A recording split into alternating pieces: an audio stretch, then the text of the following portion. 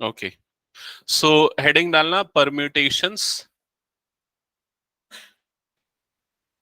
permutations and combinations, combinations.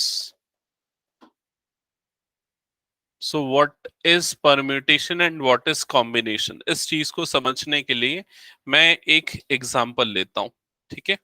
Example ये है कि हमारे पास तीन नंबर्स है, 1, 2, 3, ये तीन नंबर्स है, ठीक है। इन तीन नंबर्स को सेलेक्ट करके, इन तीन नंबर्स को डिफरेंट ऑर्डर्स में अरेंज करके हम कितने नंबर्स फॉर्म कर सकते, कितने डिफरेंट नंबर्स फॉर्म कर सकते, तो बताओ कितने फॉर्म कर सकते। या तीन में से दो का सिलेक्शन कर रहे हैं, सपोज हम तीन में से दो का सिलेक्शन कर रहे हैं, तो कितने डिफरेंट नंबर्स फॉर्म कर सकते हैं। ये है एक नंबर, क्या हो सकता है 1, 2 मतलब 12, दूसरा नंबर क्या हो सकता है 1, 3 मतलब कि 13, और क्या हो सकता है 2, 3 मतलब 23, और क्या हो सकता है 2, 1 21, 3, 1 31 एंड 3, 2 32। सो कितने टू डिजिट नंबर बन सकते हैं with available numbers, that is 6। Clear ये चीज सबको?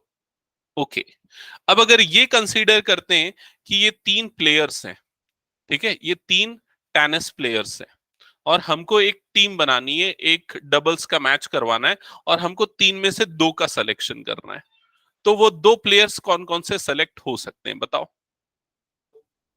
वो दो प्लेयर कौन कौन से?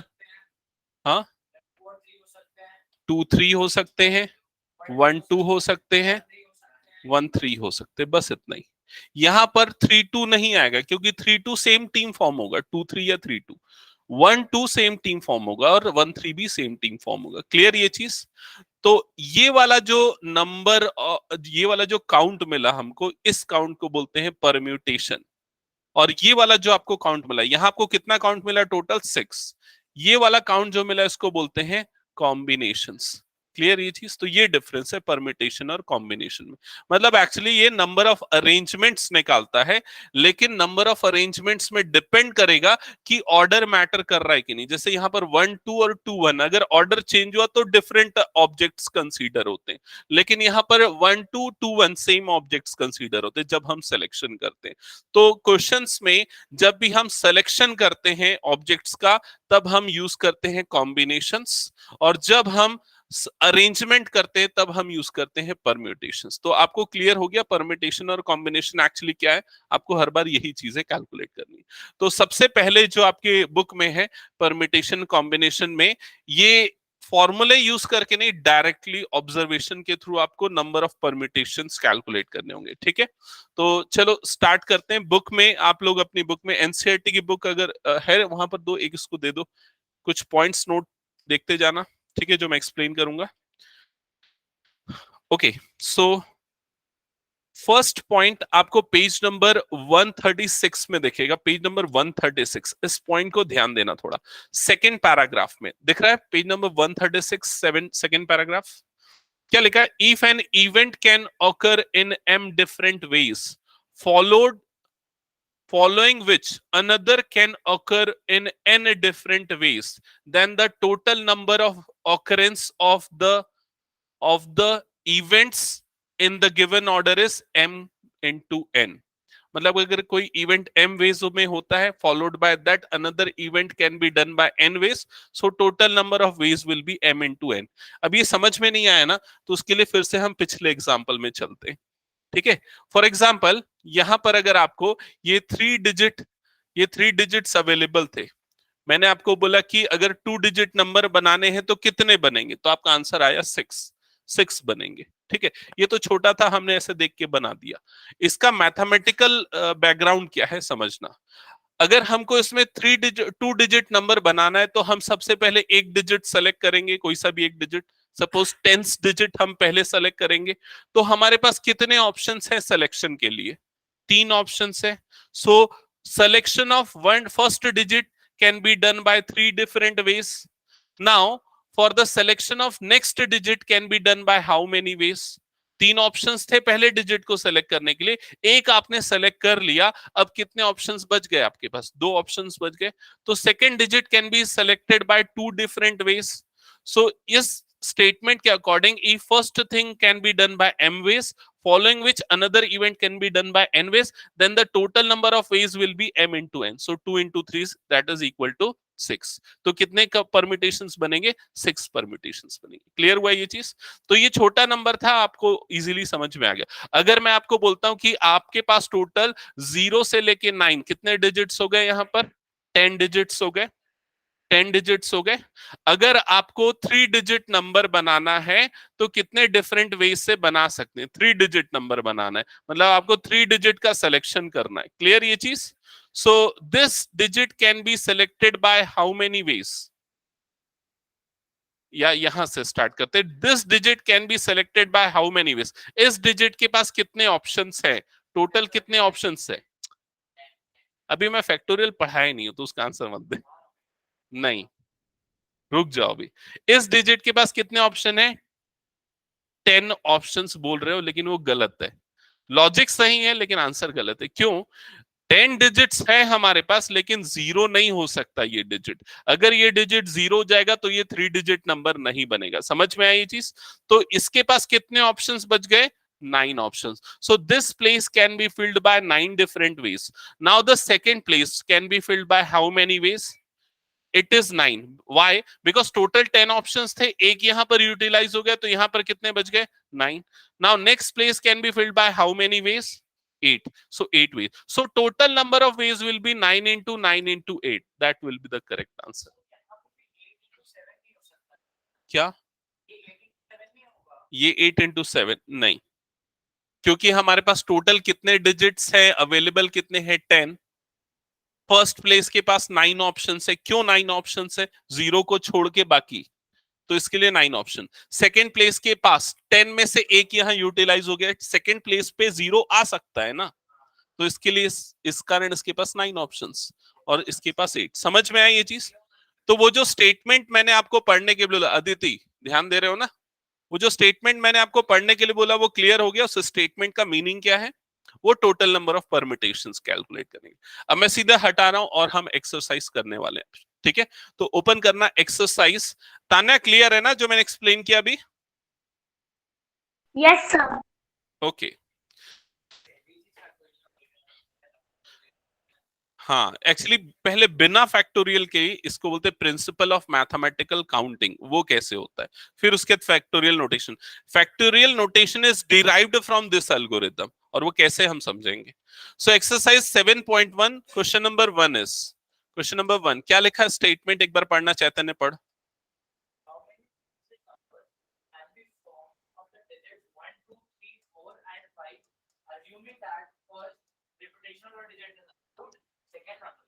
Okay, so conditions given है.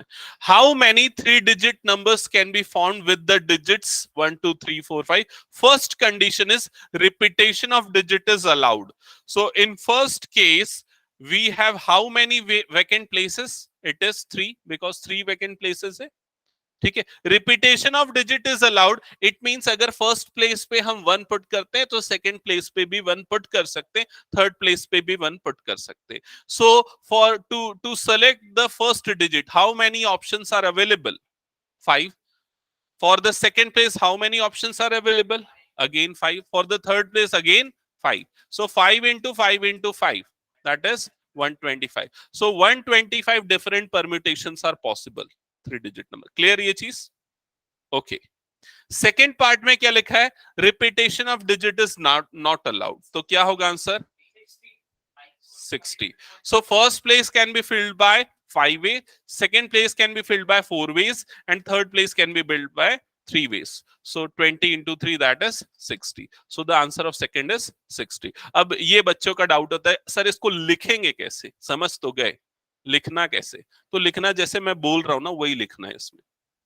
क्या लिखोगे? Let the first place can be filled by 5 different ways, followed by that second place can be filled by 5 ways, third place can also be filled by 5 ways. So number of permutation is 5 into 5 into 5 that is equal to 120. ऐसा statement ही लिखना पड़ता है इसमें। ठीक है, जब तक हम वो फैक्टोरियल नोटेशन जो ये बोल रहा है नहीं पढ़ लेते तब तक ऐसा करेंगे। क्लियर सबको? आगे बढ़े नेक्स्ट क्वेश्चन पे। ओके, सेकेंड पार्ट में क्या लिखा है? हाउ मैनी, पढ़ना चैतन्य।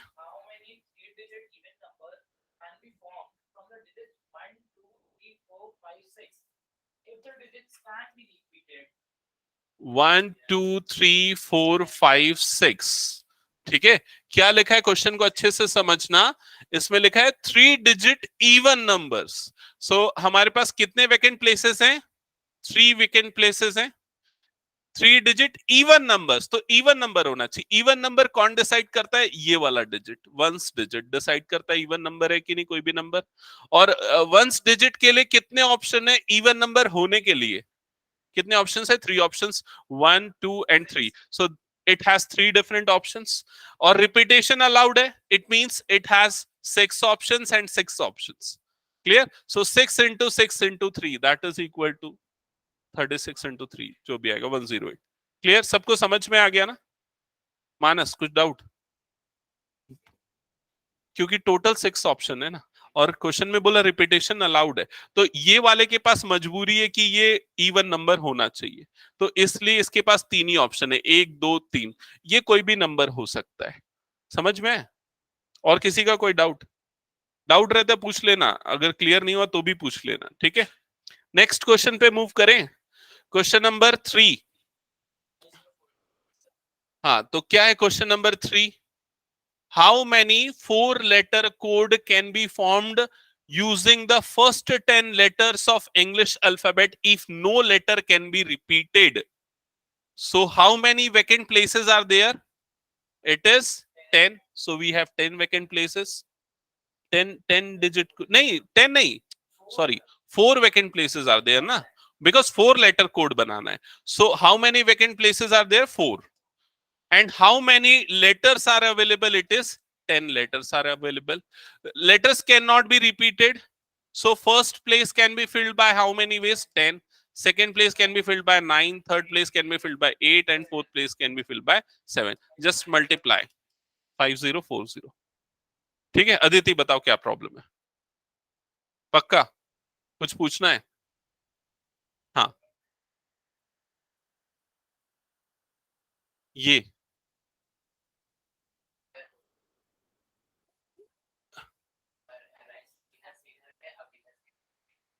अच्छा, उससे कोई फर्क नहीं पड़ता है। मतलब हमको कंडीशन देखनी पड़ती है, अगर हम इधर से इधर जाते हैं ना तो भी चलता। क्लियर ये चीज? इस पर्टिकुलर क्वेश्चन में हमको यहां से स्टार्ट करना ज्यादा ठीक है, क्योंकि ये वाला डिजिट डिसाइड करता है इवन नंबर, इसलिए हमने यहां से स्टार्ट किया। ऐसे कोई फर्क नहीं पड़ेगा। वैसे ही जैसे मैंने फर्स्ट एग्जांपल लिया था ना, 0 नहीं हो सकता, इसलिए मैंने सबसे पहले ये वाले डिजिट को देखा था। तो क्वेश्चन के ऊपर डिपेंड करेगा, ठीक है। ओके, नेक्स्ट क्वेश्चन देखते हैं, question number 4। How many 5-digit telephone numbers can be constructed using the digits 0 to 9? Each number start with 6, 7 and no digit appears more than once. So क्या करना है? 5-digit टेलीफोन नंबर बनाना है। तो हमारे पास 5 vacant places हो गए, 1 2 3 4 5, ठीक है। और इसमें एक कंडीशन दे दी है कि जो टेलीफोन नंबर है वो कहां से स्टार्ट होना चाहिए? 6 7 से। तो ये वाला प्लेस फिक्स है, 6 है। ये वाला प्लेस फिक्स है, ये क्या है? 7। तो इसके पास एक ही ऑप्शन है, only one option is there. This place has only one option. Clear? So how many option this place has? कितने ऑप्शन है? 8 ऑप्शन होगा ना, क्योंकि डिजिट्स कौन सी है? 0 to 9, तो टोटल कितने डिजिट्स हो गई? 10 डिजिट्स हो गई ना। 10 में 2 डिजिट्स यूटिलाइज हो गई, तो यहां पर कितने ऑप्शंस बच गए? 8 ऑप्शंस। इस प्लेस के पास कितने ऑप्शंस बचेंगे? 7 ऑप्शन। और इस प्लेस के पास 6 ऑप्शंस। मल्टीप्लाई कर दो, आपको total number of telephone numbers मिल जाएंगे। क्लियर सबको? कोई doubt? Riya clear? Next question करते हैं स्टार्ट। नेक्स्ट क्वेश्चन, तान्या समझ में आ रहा है ना? Question number 5। Okay, a coin is tossed 3 times and outcomes are recorded. How many possible outcomes are there? A coin is tossed 3 times and outcomes are recorded. How many possible outcomes are there? 8. Okay. और कोई?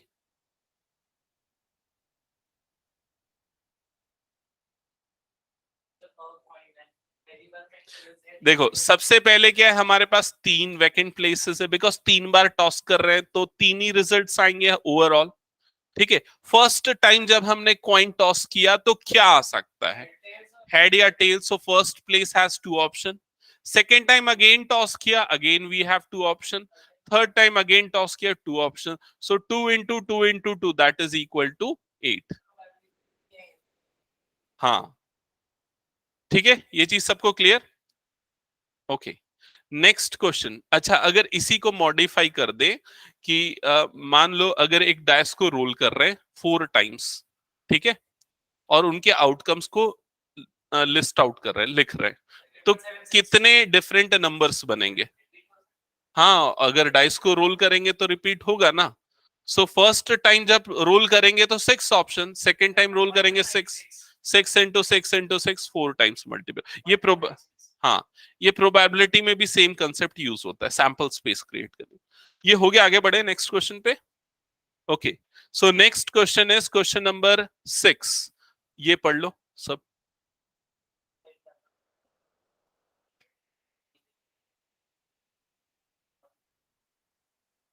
सब अपने answer अपनी notebook में लिख लो, जिससे पूछूंगा वो आंसर करना। अपने आंसर अपनी नोटबुक में लिखना, बोलना मत।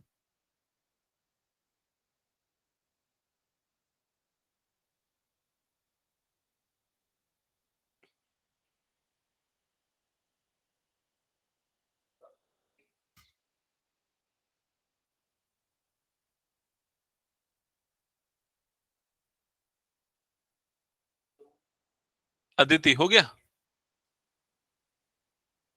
ठीक है,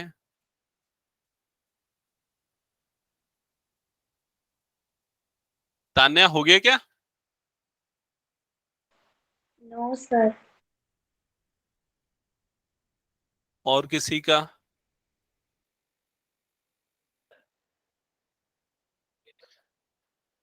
अच्छा ठीक है, सब अपने अपने आंसर बोलते जाओ। अदिति बताओ, अदिति चेक कर ली, आंसर गलत है तो नहीं बोलेगी, ठीक है? नहीं, आंसर बोल फिर चेक करना। अरे गलती होने पे क्या प्रॉब्लम? और कोई जो बोलना चाह रहा है आंसर?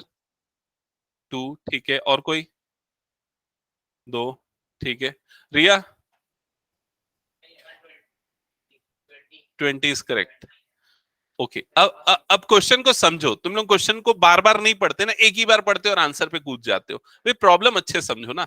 क्या है, हमारे पास 5 डिफरेंट फ्लैग्स है, 5 डिफरेंट कलर के फ्लैग्स है, ठीक है। How many different signals can be generated? Each signal requires 2 flags. तो 2 फ्लैग की जरूरत पड़ेगी सिग्नल जनरेट करने के लिए, ठीक है। तो 2 फ्लैग्स की जरूरत पड़ेगी, मतलब हमारे पास 2 वैकेंट प्लेसेस है। क्लियर? कितने ऑप्शंस अवेलेबल है हमारे पास? 5 ऑप्शंस अवेलेबल है। तो फर्स्ट प्लेस, अगर हम एक फ्लैग सेलेक्ट कर रहे हैं तो कितने ऑप्शंस हो गए फर्स्ट प्लेस के पास? 5। सेकंड फ्लैग सेलेक्ट करेंगे तो कितने ऑप्शन हो जाएंगे? 4। तो 5 4 जा क्या हो गया? 20। That's it. बस एक डिफरेंट प्रोस्पेक्टिव से आपको क्वेश्चन को देखना है, और वो प्रोस्पेक्टिव क्या है, कितने ऑप्शंस हैं और कितने की जरूरत है। That's it. क्लियर हुआ ये चीज सबको? आगे बढ़ जाए अब। ओके ओके, सो ये था बेसिक्स एकदम परम्यूटेशंस के बारे में। अब परम्यूटेशन का ये जो अप्रोच है हम यूज नहीं करेंगे, मतलब ये जो मैनुअल अप्रोच है ना, जिसमें हम लिस्ट आउट करते थे कितने ऑप्शंस है, कितने वैकेंट प्लेसेस है, अब हम सीधा फॉर्मूला यूज करेंगे। और फॉर्मूला यूज करने के लिए नोटेशन यूज होता है फैक्टोरियल्स। फैक्टोरियल्स तो क्या है? फैक्टोरियल्स देखते हैं। फैक्टोरियल्स,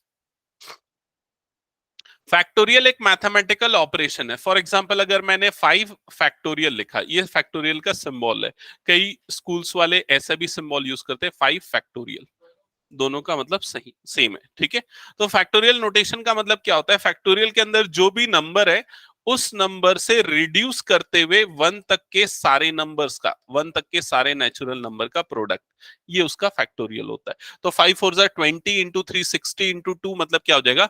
120। तो 5 फैक्टोरियल की वैल्यू क्या आएगी 120। इसमें हमेशा नेचुरल नंबर ही आएगा फैक्टोरियल नोटेशन के अंदर, ठीक है। अगर मैं बोलता हूं 6 फैक्टोरियल की वैल्यू क्या होगी, तो क्या होगी 6 इंटू 5 फैक्टोरियल। ऐसा लिख सकता हूं ना इसको मैं, 6 इंटू 5 फैक्टोरियल। समझ में आया कि नहीं लॉजिक? क्योंकि 6 5 4 3 2 1, तो 6 इंटू 5 फैक्टोरियल लिख सकते हैं भाई। तो 6 इंटू 5 फैक्टोरियल की वैल्यू हमने निकाल ली, कितनी है 120। तो 12 इंटू 6 मतलब कितना हो जाएगा 70। तो 720। समझ में आया कि नहीं ये चीज? क्लियर? हाँ हाँ बिल्कुल। अगर आपको 7 फैक्टोरियल की वैल्यू निकालनी तो क्या होगा, 7 फैक्टोरियल को हम 7 इंटू 6 फैक्टोरियल लिख सकते हैं, क्योंकि 7 6 5 4 3 2 1। तो ये हो जाएगा 7 इंटू 720, और जो भी फिर वो प्रोडक्ट है 5040। क्लियर हुआ ये फैक्टोरियल नोटेशन सबको? फैक्टोरियल 1 की वैल्यू क्या होगी 1। फैक्टोरियल 0 की वैल्यू क्या होगी, नहीं ये भी 1 होता है, ठीक है। फैक्टोरियल 0 एक्चुअली एग्जिस्ट ही नहीं करता, तो उसको हम 1 लेते हैं। हाँ तो मल्टीप्लाई नहीं कर रहे ना हम, मतलब फैक्टोरियल नोटेशन एंड होता है 1 पे, एक्सपांशन उसका, ठीक है। तो अगर फैक्टोरियल में अंदर में कोई भी ऐसा नंबर आ रहा है जो जिसका फैक्टोरियल एग्जिस्ट नहीं करता, तो वो 1 कंसीडर हो जाता है। ये फैक्टोरियल नोटेशन की प्रॉपर्टी। क्लियर ये चीज सबको? ओके चलो, अब मैं इसी से रिलेटेड कुछ सिंपल सी चीजें पूछता हूं। मुझे बताओ जल्दी से, फैक्टोरियल 7 माइनस फैक्टोरियल 3 क्या होगा? फैक्टोरियल 4 होगा क्या? नहीं, ऐसा नहीं होता, इसीलिए मैंने ये क्वेश्चन दिया है।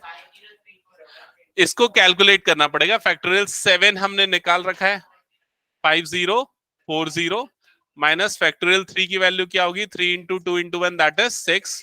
तो 5040 माइनस 6, फिर जो भी आएगा 5034, ये होगा फाइनल आंसर। क्लियर ये चीज सबको? बिल्कुल कर सकते हैं ऐसा। ये बोलना चाह रहा है, जैसे कि मान लो 7 फैक्टोरियल माइनस 6 फैक्टोरियल निकालना है, तो हम इसको ऐसा लिख सकते हैं 7 इंटू 6 फैक्टोरियल माइनस 6 फैक्टोरियल। फिर उसके बाद 6 फैक्टोरियल कॉमन निकाल लो, तो ब्रैकेट के अंदर क्या बच जाएगा 7 माइनस 1 बच जाएगा। समझ में आएगी नहीं ये चीज? और 6 फैक्टोरियल 7 माइनस 1 कितना होता है 6। 6 फैक्टोरियल की वैल्यू कितनी है 720 इंटू 6। समझ में आया ये लॉजिक? ओके आगे बढ़ जाऊं क्या नेक्स्ट क्वेश्चन पे? चलो अब ये बताओ 7 फैक्टोरियल अपॉन 5 फैक्टोरियल की वैल्यू क्या होगी?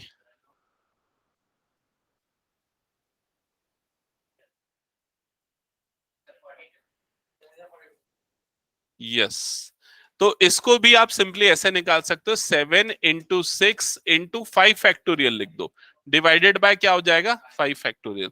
5 फैक्टोरियल 5 फैक्टोरियल कट जाएगा, तो आंसर क्या आ जाएगा 42। समझ में आया सबको ये? ओके इसके बाद नेक्स्ट क्वेश्चन मैं दे देता हूं।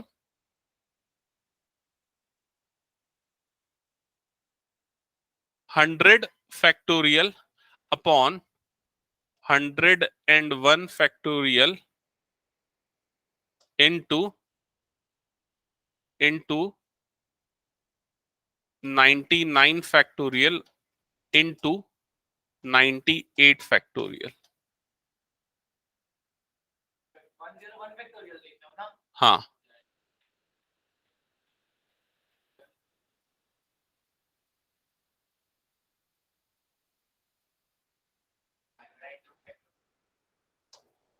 देखो, ये ऊपर वाला 100 फैक्टोरियल जैसा है वैसे ही रहेगा।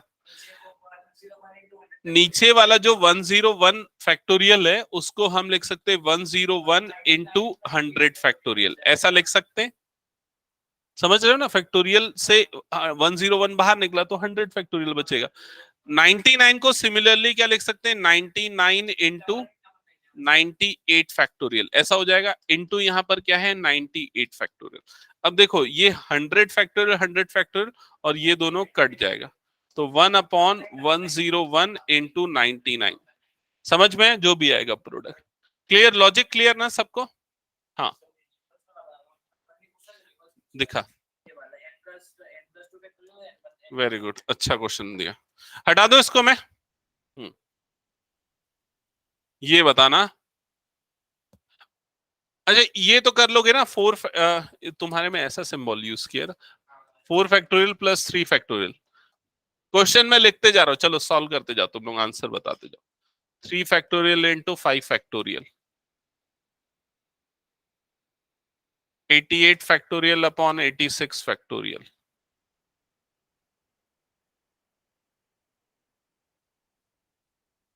9 factorial minus 8 factorial upon 7 factorial.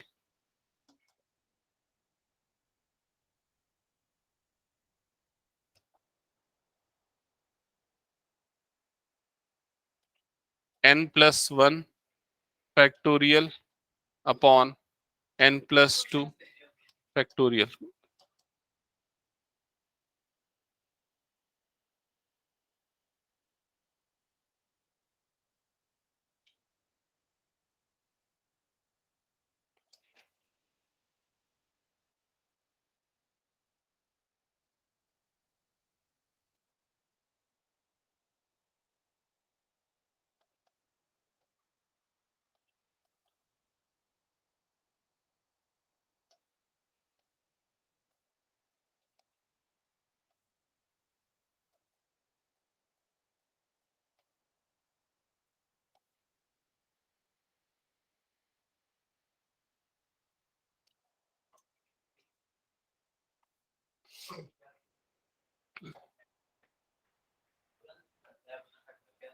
किसका? लेकिन इसमें ऐसा कोई बड़े नंबर दिया नहीं जिसकी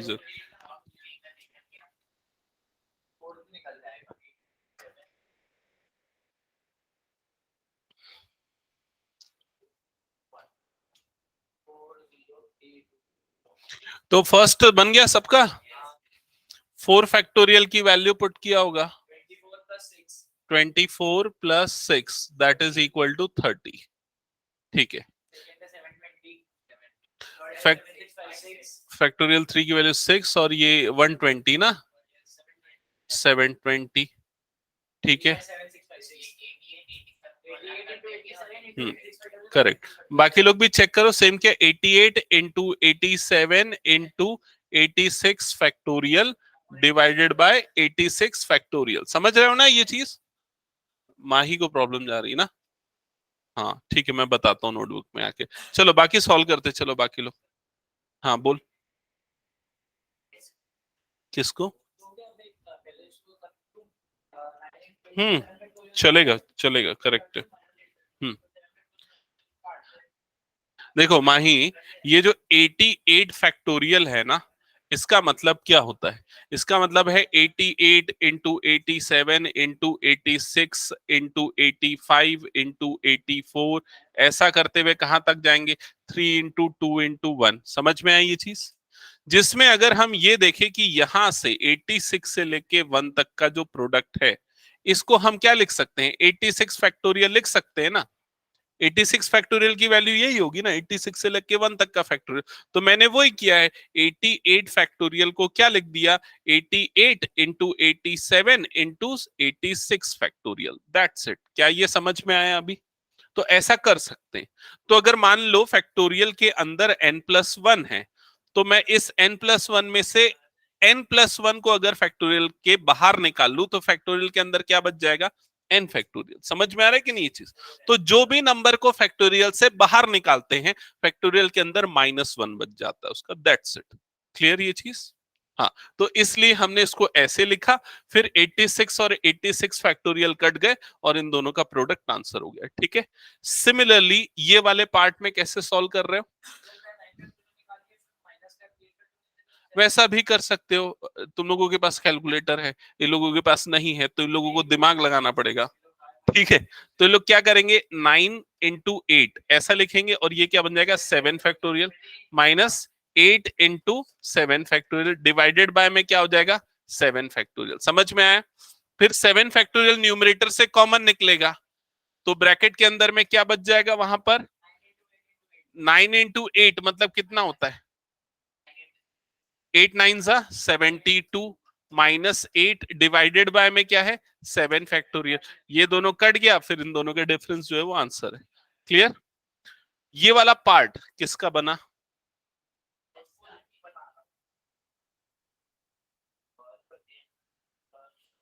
तान्या, कहीं डाउट होगा तो पूछना। Yes, sir. क्या लगता है? ये किसी का नहीं बना? अरे मैंने बड़ा आसान सा तो क्वेश्चन दिया। ये देखो, यहाँ हिंट भी दिया है मैंने। ये देखो, ये हिंट है। हाँ, करेक्ट। बाकी लोग इधर ध्यान दो। देखो, ऊपर और नीचे वाले में कौन सा बड़ा है? नीचे वाला बड़ा है, क्योंकि n+2 है। तो ऊपर वाले को जैसा है वैसी रहने दो, n+1 फैक्टोरियल। नीचे वाला जो है n+2, इसको फैक्टोरियल से बाहर निकाल लो।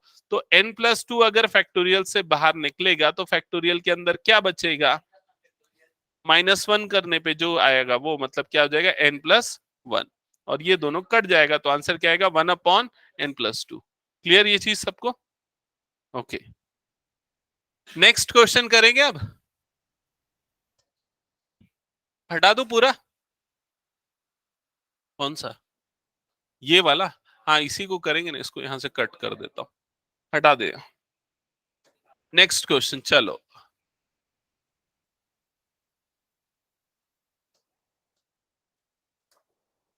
हाँ चलो, स्टार्ट करो।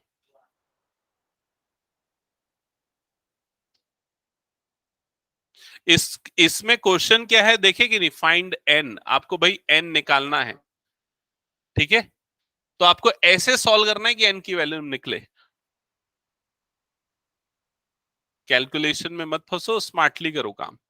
1/5 factorial as it is, plus इसको क्या लिखेंगे? 1/6 into 5 factorial is equal to n/6 into 5 factorial. ऐसा इसलिए क्या, सब 5 फैक्टोरियल के फॉर्म में आ जाएंगे। क्लियर? अब लेफ्ट साइड से 1/5 फैक्टोरियल कॉमन निकाल लो। कॉमन निकलेगा तो ब्रैकेट के अंदर क्या बचेगा? 1+1/6। राइट साइड में n/6 इंटू 1/5 फैक्टोरियल, ठीक है? अब ये 1/5 फैक्टोरियल वाली टर्म्स दोनों में से कट जाएंगी। समझ में आया ना कैसे? ये क्या हो जाएगा? 7/6 इज इक्वल टू n/6। 6 और 6 कट, और n की वैल्यू क्या आ गई? 7। क्या ये सबको क्लियर हो गया?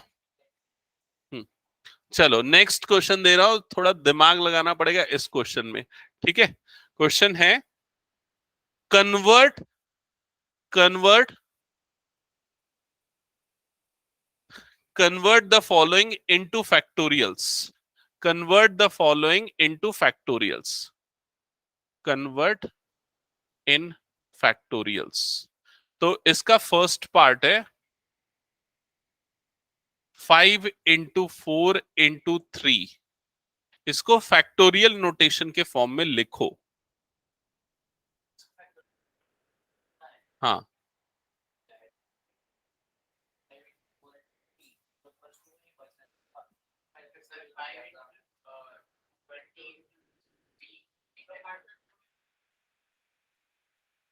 (5 फैक्टोरियल - 2 फैक्टोरियल). और कोई? 5 फैक्टोरियल - 2 फैक्टोरियल ठीक है क्या? चलो चेक करते हैं। 5 फैक्टोरियल - 2 फैक्टोरियल। 5 फैक्टोरियल कितना होता है? 5 4 = 20, 23 = 60, और ये आ जाएगा 120। 2 फैक्टोरियल कितना होता है? 2, तो कितना आ रहा है? 118। तो इन तीनों को मल्टीप्लाई करने पे 118 आ रहा है? नहीं आ रहा है, तो फिर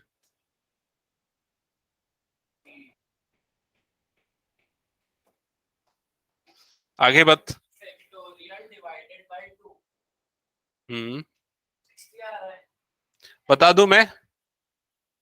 सुनो, यहां पर पहले ये जो न्यूमरेटर वाली टर्म है, पूरे को फैक्टोरियल में बदलने के लिए आपको इसमें इनटू क्या करना पड़ेगा? 2, और इनटू क्या करना पड़ेगा? 1। तब ये पूरा क्या बनेगा? 5 फैक्टोरियल।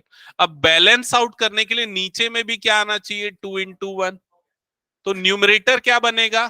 5 फैक्टोरियल। डिनोमिनेटर क्या बनेगा? 2 फैक्टोरियल। और ये होगा आंसर। समझ गए कि नहीं? नेक्स्ट क्वेश्चन दो, next question. 100 into 99 into 98. Convert this into factorial notation.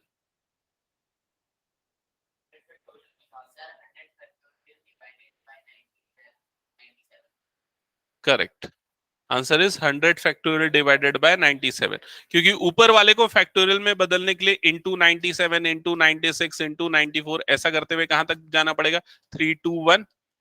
नीचे में भी बैलेंस आउट करने के लिए ये सब आना चाहिए, 97 into 96 into 94 so on up to 1। So numerator will become 100 factorial, denominator क्या हो जाएगा 97 फैक्टोरियल। सबको समझ में आ गया ये? दूंगा ना, पहले नंबर वाले में एक्सपर्टाइज हो तभी तो विदाउट नंबर वाले दूंगा। अच्छा ठीक है, मैं दे रहा हूं नंबर वाला, वो बना दे, फिर उसके बाद विदाउट नंबर देता हूं। 3 into 6 into 9 into 12 and so on. Convert this into factorial notations. एक मिनट, so on नहीं है, 12 into 15 into 18. Convert this into factorial notation.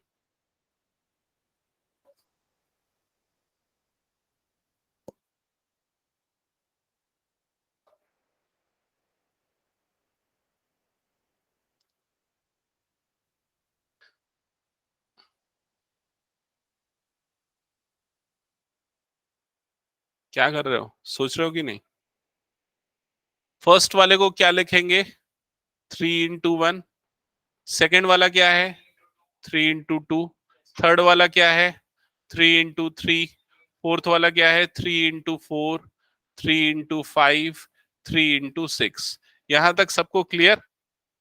अब 3 को अलग कर लो, 1 2 3 4 5 6, टोटल 6 3s है, तो ये क्या हो जाएगा 3 रेस टू पावर 6।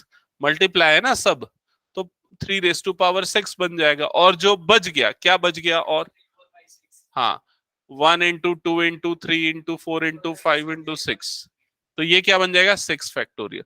तो आंसर क्या आएगा 6 factorial into 3 raise to power 6।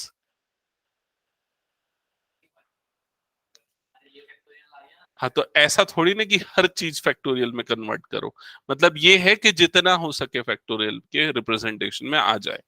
ठीक है, ये हो गया। अब मैं दे रहा हूं वो एन वाले नंबर्स। ठीक है, ये हटा दो मैं। ओके, तो क्वेश्चन है find the value of N, N plus 1 factorial is equal to 20 times N minus 1 factorial, और आपको एन की वैल्यू निकालनी है।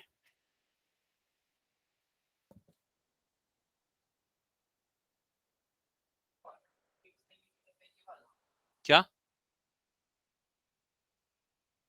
Common factor? अच्छा, कॉमन प्रैक्टिस में, अब मैं जब स्कूल में पढ़ता था तो वो वाला यूज करता था, लेकिन आजकल ज्यादातर स्कूल वाले ये यूज करते हैं। हाँ, मैं भी पहले वही करता था, आजकल बहुत सारे स्कूल वाले ये करते फॉलो। हाँ बताऊं, बताना पड़ेगा क्या? हम्म, तो देखो यहां ध्यान देना, हमको ऐसे सिंपलीफाई करना है कि भाई फैक्टोरियल हट जाए। ये सिंपल सा लॉजिक है सबका कि फैक्टोरियल हट जाए तभी हम एन निकाल सकते हैं। तो फैक्टोरियल को हटाने के लिए हम देखते हैं कि फैक्टोरियल जिनमें है, इसमें और इसमें, दोनों में बड़ा कौन सा है, ये वाला। तो बड़े को छोटा बनाया जा सकता है उसमें से टर्म्स निकाल निकाल के। तो इस फैक्टोरियल में से सबसे पहले मैं n प्लस 1 अगर बाहर निकालता हूं, तो फैक्टोरियल के अंदर में क्या बच जाएगा, n फैक्टोरियल। समझ गए ना, जैसे 100 है, 100 बाहर निकाले तो फैक्टोरियल के अंदर 99 बचता है। और यहां पर क्या बचा 20 इंटू, इसको कुछ नहीं करेंगे, ये जैसा है वैसे ही रहेगा। ठीक है, अभी भी दोनों इक्वल नहीं है। अब फिर से इसमें से बाहर निकालते, तो इससे अब क्या बाहर निकालेंगे, n बाहर निकालेंगे। तो n बाहर निकलेगा तो फैक्टोरियल के अंदर क्या बच जाएगा, n minus 1 factorial. Right side में क्या हो जाएगा 20 इंटू n माइनस 1 फैक्टोरियल। तो ये दोनों टर्म कट गया, समझ में आया? तो ये लॉजिक आपको हमेशा यूज करना है, फैक्टोरियल वाली टर्म्स हटानी है जब भी आपको फाइंड करना हो n या कोई भी दूसरा वेरिएबल x जो भी। So n square plus n is equal to 20, और ये 20 इधर जाएगा तो n square plus n minus 20 is equal to 0, quadratic equation. Split the middle term किस में स्प्लिट होगी? तो plus 5n minus 4n minus 20 is equal to 0। क्या ये समझ में है सबको? यहां पेयर बनाएंगे तो फर्स्ट पेयर में से क्या कॉमन निकलेगा? n, यहां पर बच जाएगा n प्लस 5। सेकेंड पेयर में से, हाँ हाँ, पॉजिटिव वैल्यू ही लेना है इस केस में। क्यों, मैं बताऊंगा अभी। तो n प्लस 5 और ये हो जाएगा n minus 4। So will get two values of n। First is n is equal to minus 5 and second is plus 4। So we will consider only plus 4। अब सिर्फ प्लस 4 ही क्यों लेना है? क्योंकि फैक्टोरियल हमेशा नेचुरल नंबर का ही निकलता है, ठीक है, नेगेटिव नंबर्स का नहीं निकलता। अगर n की वैल्यू माइनस 5 लोगे तो यहां नेगेटिव हो जाएगा फैक्टोरियल के अंदर, वो नॉट डिफाइंड है, इसीलिए हम प्लस 4 कंसिडर करेंगे। क्लियर सबको? नेक्स्ट क्वेश्चन पे मूव करें। ये स्टेप देख, जैसे 100 फैक्टोरियल होता है तो उसको हम ऐसा लिखते हैं ना, 100 इंटू 99 फैक्टोरियल। तो जो भी अंदर में है वो अगर बाहर निकलता है फैक्टोरियल से, तो फैक्टोरियल के अंदर में क्या बचता है? Minus one of that. तो अगर n प्लस वन बाहर निकला तो बाहर में बचेगा n plus one minus one, तो वो n बनेगा।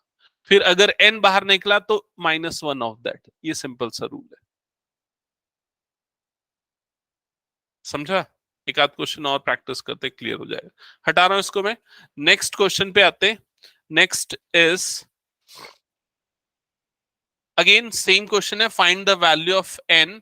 और अब यहां पर मैं ले रहा हूं ये n factorial divided by n minus 2 factorial is equal to 110। हाँ, तो क्या, कौन सा बड़ा है? फैक्टोरियल हटाना है, लॉजिक एकदम क्लियर है। ऊपर वाला बड़ा है तो उसको हम छोटा कर सकते हैं। तो सबसे पहले ऊपर में से n बाहर निकलेगा तो क्या बच जाएगा? n minus 1 factorial divided by n minus 2 factorial, that is equal to 110। फिर n माइनस 1 बाहर निकलेगा तो फैक्टोरियल के अंदर क्या बच जाएगा? n minus 2 factorial divided by n minus 2, that is equal to 110।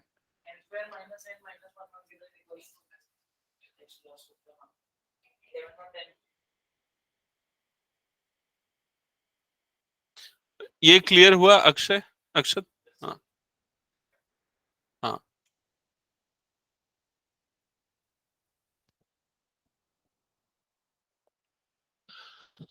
Tanya समझ में आ रहा है ना? Yes, sir. हम्म हम्म n की वैल्यू 10 आएगी कि 11 आएगी?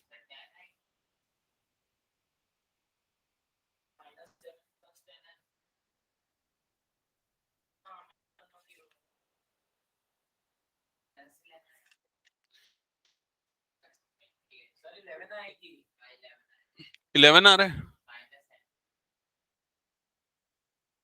हम्म हम्म कौन सा क्वेश्चन था ये? हाँ, 11 करेक्ट है, ठीक है। हाँ ठीक है। एक एक लास्ट क्वेश्चन इस टाइप का मैं और दे रहा हूं। एक्चुअली ये पूरी चीज अगर आपको लग रहा होगा कि स्टार्ट हमने कहाँ से किया और अभी कहाँ आ गए, तो उसके पीछे रीजन ये है कि वो जो परम्यूटेशन कैलकुलेट करने का फॉर्मूला है वो फैक्टोरियल्स पे बेस्ड है, तो हमको इसकी प्रैक्टिस करनी पड़ती, फिर हम उस फॉर्मूले को अप्लाई करना। हाँ, so next question again, find the value of n। Question is find the value of n। n is equal to question mark if n factorial divided by 2 times of n minus 2 factorial and n factorial divided by 4 times of n minus 4 factorial are in ratio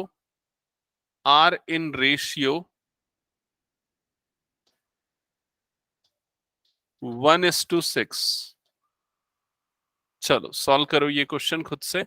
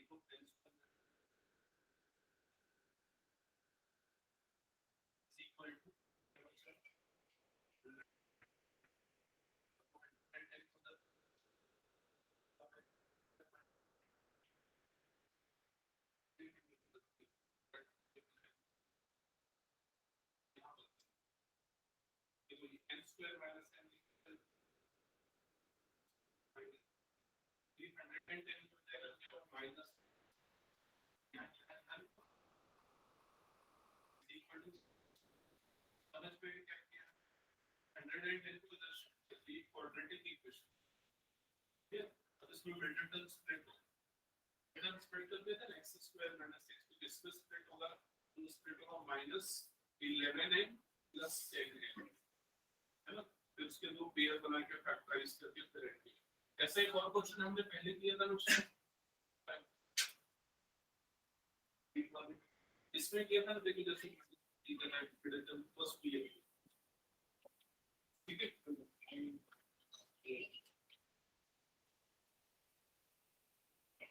हाँ इधर भी आता क्या वो नहीं समझ में आ रहा है। तो एक चीज गड़बड़ हो गई है, ये क्वेश्चन समझ में नहीं आ रहा है कि टॉपिक की वाला क्वेश्चन। तो रेशियो मतलब समझते हो ना, n फैक्टोरियल अपॉन पूरा डिवाइडेड बाय सेकंड वाला पूरा इज इक्वल टू 1 अपॉन 6। समझ गए?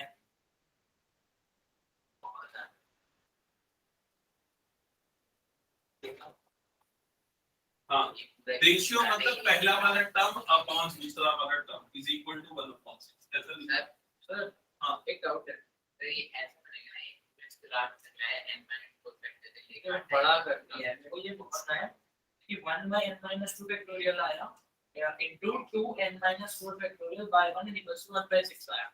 इसको सॉल्व करना कोई और ऑप्शन है क्या?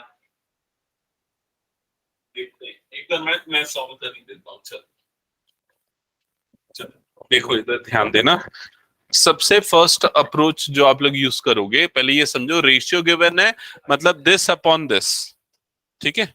सो इधर लिख देता हूं n factorial upon 2 into n - 2 factorial divided by n factorial by 4 times n - 4 factorial that is equal to 1 upon 6। ये स्टेप क्लियर ना सबको? इसके बाद देखो ये वाली जो पूरी टर्म है, ये पूरी टर्म इधर क्रॉस मल्टीप्लाई कर देता हूं। अरे रेसिप्रोकल भी कर सकते हो, चलेगा, कोई दिक्कत नहीं। रेसिप्रोकल कर दूं? रेसिप्रोकल करोगे तो क्या होगा? क्रॉस मल्टीप्लाई नहीं, सपोज रेसिप्रोकल करता तो इनटू ये वाला पार्ट न्यूमरेटर में चला जाएगा 4 times of n - 4 factorial divided by n factorial that is equal to 1 upon 6। ठीक है। n फैक्टोरियल कट 2 1 जा 2 2 जा, तो क्या बन जाएगा 2 times of n - 4 factorial divided by n - 2 factorial that is equal to 1 upon 6। यहां तक का स्टेप सबको क्लियर? अब इसके बाद देखो नेक्स्ट स्टेप में क्या करेंगे। अब नेक्स्ट स्टेप में ये 2 को एज इट इज रहने दो। इन दोनों में कौन बड़ा है? ये बड़ा है ना n - 2, उसको हम छोटा कर सकते हैं। तो n - 4 factorial as it is. n - 2 factorial में, ये फैक्टोरियल में n - 2 को अगर मैं बाहर निकालूंगा तो फैक्टोरियल के अंदर क्या बचेगा? क्या बचेगा? n - 3 बचेगा। समझ में आई चीज?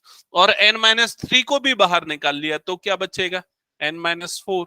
तो n - 2 n - 3 बाहर निकल गया तो फैक्टोरियल के अंदर बचा n - 4 factorial that is equal to 1/6। क्या ये स्टेप समझ में आया सबको? ठीक है। फिर उसके बाद ये वाली टर्म और ये वाली टर्म कट जाएगी और आपको मिलेगा 2 अपॉन ये दोनों का प्रोडक्ट। क्या आएगा ये दोनों का प्रोडक्ट, डायरेक्टली बताओ। N square minus 5n+6।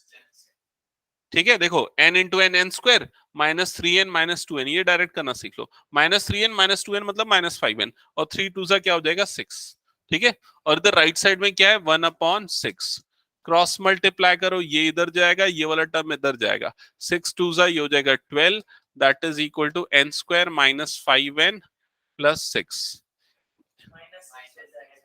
ये इधर जाएगा तो ये हो जाएगा 0 is equal to n square -5n-6। तो ये बना आपका क्वाड्रेटिक इक्वेशन। मिडिल टर्म्स किसमें स्प्लिट होगा, +6n, नहीं -6n+n में स्प्लिट होगा ना।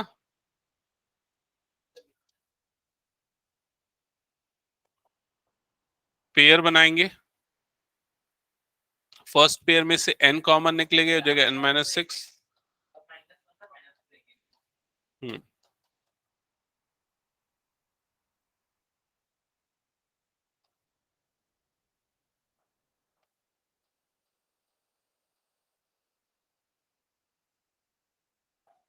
क्लियर सबको?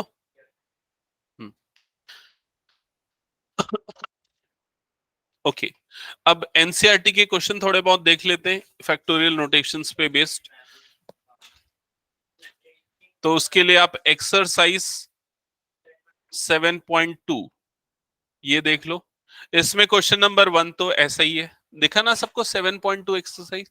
हाँ, क्वेश्चन नंबर 2 तो हो गया, ऐसे ही बन जाएगा। क्वेश्चन नंबर 3 भी हो जाएगा। क्वेश्चन नंबर नहीं, question number 2 actually 3 factorial plus 4 factorial is equal to 7 factorial, true false proof करना है। चलो प्रूफ करके दिखा, सेकेंड पार्ट।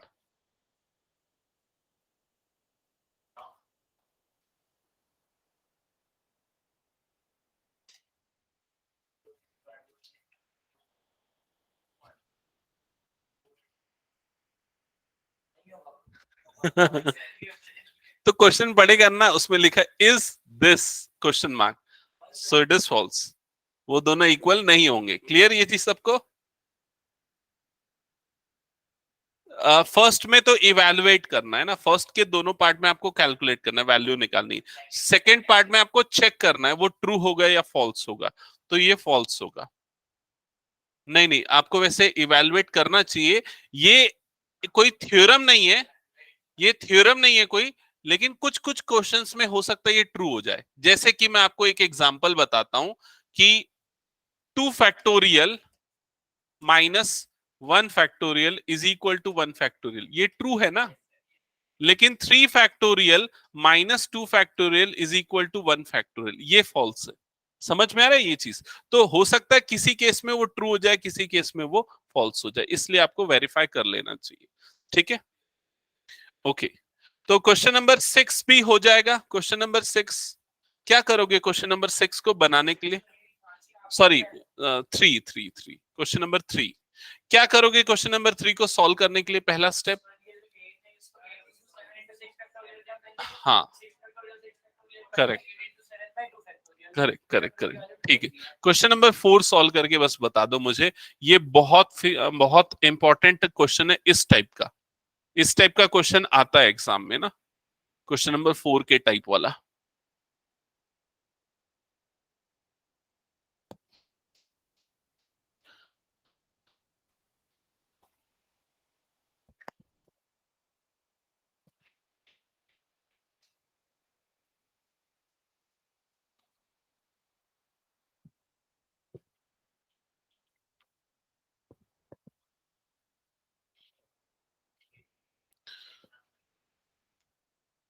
हाँ तो उसको देखना नहीं ना, उसको देखना नहीं है।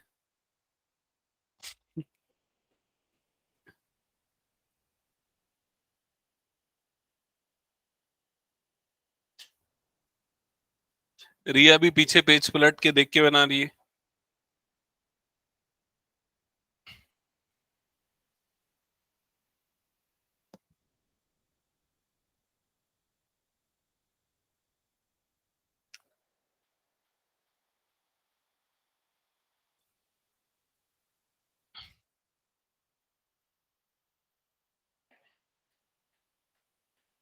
x की वैल्यू, इसके दो तरीके हैं, बताऊंगे एक दूसरा तरीका बताऊं क्या? अच्छा जो बना रहे हो चलो उससे बना लो। हाँ चेक कर ले।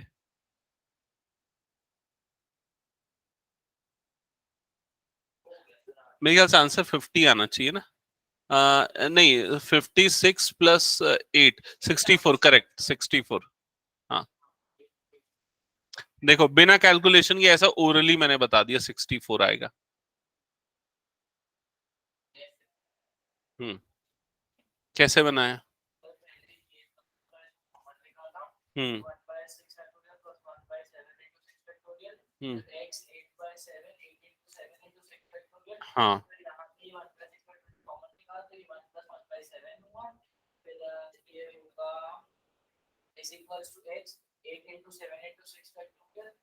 ठीक ठीक करेक्ट। 7 प्लस 1 8। हाँ। हम्म। हम्म।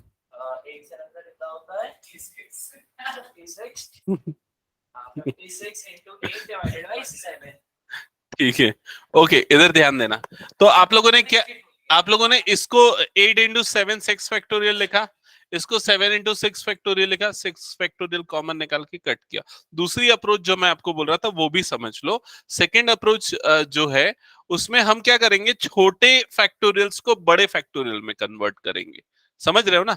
मतलब सबसे छोटा फैक्टोरियल 6 है और सबसे बड़ा क्या है 8, तो इसको 8 फैक्टोरियल बनाएंगे। तो अगर 6 फैक्टोरियल को 8 फैक्टोरियल बनाना है तो क्या करना पड़ेगा? तो हम लिखेंगे 8 इंटू 7 और नीचे भी क्या लिखेंगे 8 इंटू 7 इंटू 6 फैक्टोरियल। समझ में आया कि नहीं ये चीज? तो न्यूमरेटर क्या हो जाएगा 8 7 सा 56 और डिनोमिनेटर क्या हो जाएगा 8 फैक्टोरियल। लॉजिक क्लियर हुआ? वैसे ही न्यूमरेटर इस सेकेंड पार्ट में क्या करेंगे, इसमें 8 अपॉन 8 इंटू 7 फैक्टोरियल। समझ में आई ये चीज? तो ये क्या हो जाएगा 8 अपॉन 8 फैक्टोरियल। और राइट साइड में x अपॉन 8 फैक्टोरियल तो ऑलरेडी था, तो यहां से 1 अपॉन 8 फैक्टोरियल एलसीएम आ जाएगा, तो 56 plus 8 upon 8 factorial that is equal to x upon 8 factorial. समझ में आया? ये दोनों टर्म कैंसल आउट हो गई और x इज इक्वल टू क्या आ गया 64। क्लियर? तो ये अप्रोच भी यूजफुल है किसी किसी क्वेश्चन। हाँ बिल्कुल, मतलब किसी में ये ज्यादा आसान पड़ता है, किसी में वो ज्यादा आसान पड़ता है, दोनों सही है। हाँ यूजुअली जब डिनोमिनेटर में फैक्टोरियल नोटेशन होती है तो ये ज्यादा आसान पड़ता है, क्योंकि इसमें न्यूमरेटर में ये वाली टर्म आ जाती है ना, तो वो ज्यादा कैलकुलेशन इजी होता है। ठीक है, आगे बढ़े नेक्स्ट क्वेश्चन में देखते हैं। Question number 5। तो क्वेश्चन नंबर 5 में आपको इवेलुएट करना है एक गिवन एक्सप्रेशन। हाँ एन और आर की वैल्यू सिंपली पुट कर दोगे और आपको इवेल्युएशन हो जाएगा। ठीक है, तो न्यूमरेटर बनेगा 6 फैक्टोरियल, डिनोमिनेटर हो जाएगा 4 फैक्टोरियल। क्लियर?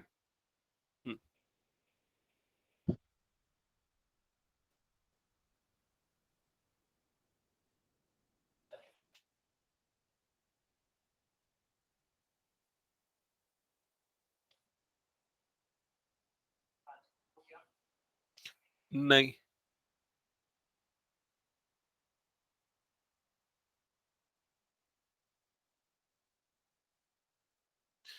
ठीक है, यहां तक सबको फैक्टोरियल नोटेशन से सब फैमिलियर हो गए ना? हाँ जो भी आएगा। किसका आंसर 15,120? फिफ्थ का सेकंड? कौन सा वाला बोल रहे हैं? 9P 95 ना?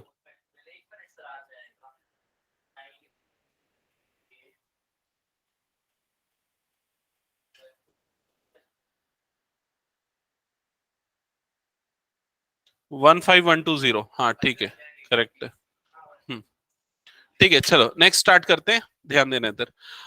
अब आते हैं परम्यूटेशंस पे। ठीक है, ये फैक्टोरियल नोटेशंस थी, और परम्यूटेशन जो हमने सबसे पहले स्टार्टिंग में पढ़ा था, क्या पढ़ा था? ये वाली चीज। अगर हमारे पास 3 ऑब्जेक्ट्स अवेलेबल है, हम दो दो ऑब्जेक्ट्स लेके अरेंजमेंट्स निकाल रहे हैं तो नंबर ऑफ अरेंजमेंट्स जो बनेंगे वो 6 बनेंगे और इसको बोलते हैं परम्यूटेशन। और उसको निकालने का मेथड हमने देखा कि कितने ऑब्जेक्ट्स अवेलेबल, कितने वैकेंट प्लेसेस, फिर उसके हिसाब से हम निकालते हैं। इसको अब फॉर्मुलाइज कर दिया गया है यूजिंग परम्यूटेशन और वो फॉर्मूला है N P R.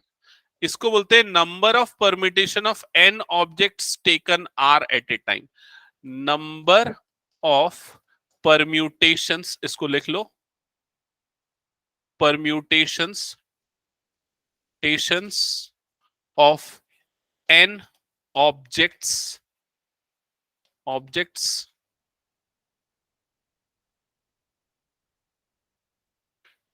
taken r at a time, taken r at a time। और इसको कैलकुलेट कैसे किया जाता है, यहां पर ये चीजें हाईलाइट कर लेता हूं। n objects taken r at a time, इसको कैलकुलेट कैसे किया जाता है, n p r is equal to n factorial upon n minus r factorial. ये उसका फॉर्मूला है, ठीक है।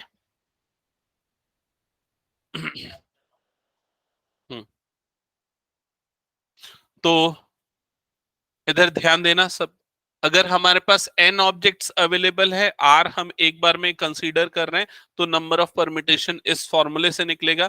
सेम एग्जांपल पे आता हूं जो अभी हमने थोड़ी देर पहले डिस्कस किया था। अगर हमारे पास 3 ऑब्जेक्ट्स अवेलेबल है, कितने ले रहे हैं हम एट ए टाइम, 2 ले रहे हैं, ठीक है।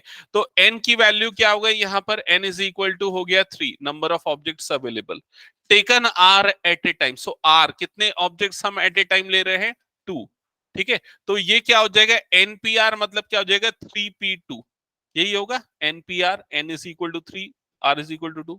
अब फॉर्मूला क्या था एनपीआर का, एन फैक्टोरियल डिवाइडेड बाय क्या था, एन माइनस आर फैक्टोरियल, यही था फॉर्मूला। तो ये क्या हो जाएगा, 3 factorial divided bye 3 minus 2 factorial.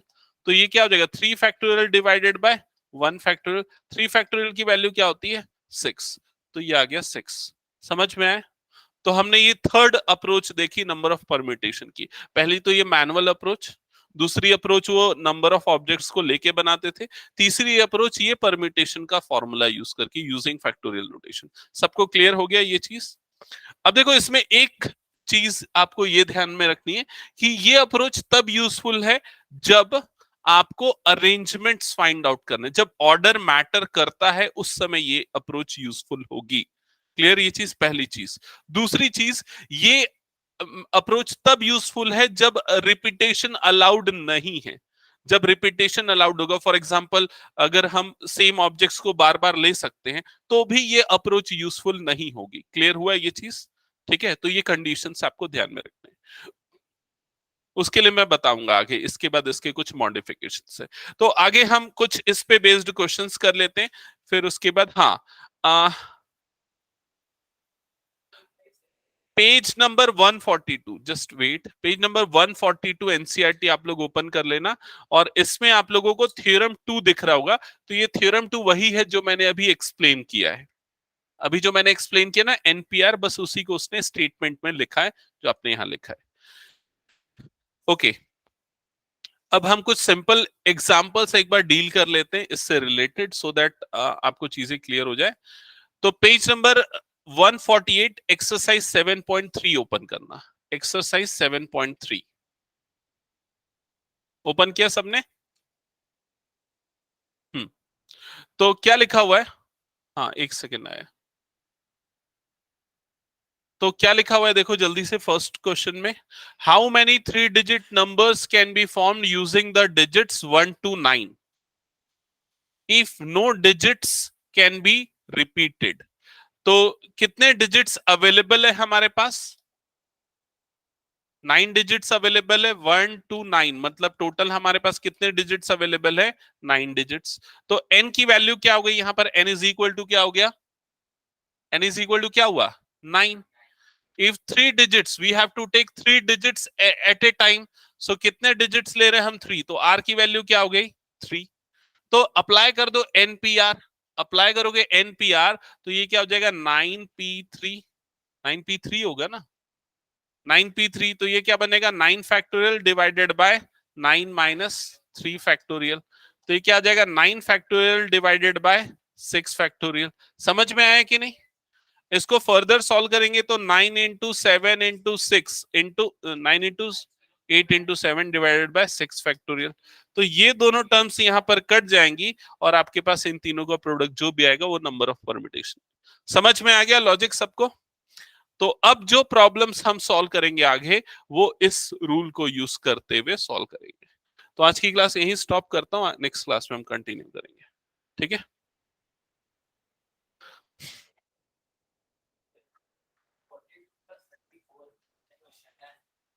इनमें क्या मिसलेनियस एक्सरसाइज में भी बहुत सारे क्वेश्चंस दिए हैं। अच्छा,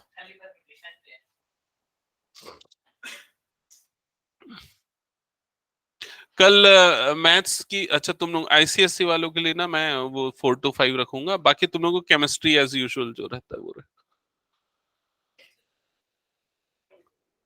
अरे हाँ, मैं चेक पूरा नहीं किया, करूंगा ट्रिग्नोमेट्री का ना। अच्छा,